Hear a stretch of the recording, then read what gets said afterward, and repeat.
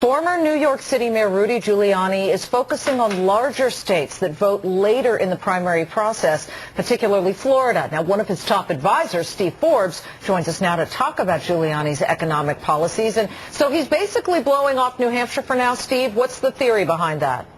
He isn't blowing off New Hampshire. As a matter of fact, he spent more time in New Hampshire so far than in any other state in the Union. He was at a number of town meetings today. I attended one of them.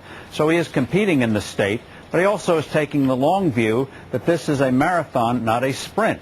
And he wants to be ready for all states and not just to flame out in one or two states, as some of the other candidates are in danger of doing. Steve, you've been very critical of Mike Huckabee's tax policy, but he's got a tax policy, a very clear one. He's for the fair tax, a consumption tax. I know your argument's against it, but why doesn't your candidate, why doesn't Rudy Giuliani declare himself specifically on an issue near and dear to your heart, the flat tax?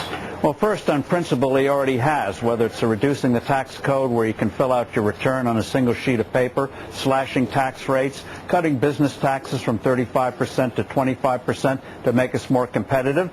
And as I think the campaign unfolds, I think you're going to see even more exciting specifics. He understands incentive supply-side economics most since Ronald Reagan.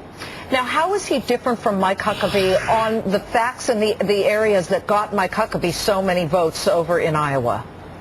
Well, I think in terms of let's go to tax policy, he is head and shoulders above the others in terms of having an incentive tax policy. In terms of health care, Rudy Giuliani's proposed a $15,000 tax credit for a family, which puts power back in the hands of the people, allow you to shop around the country for the best insurance policy.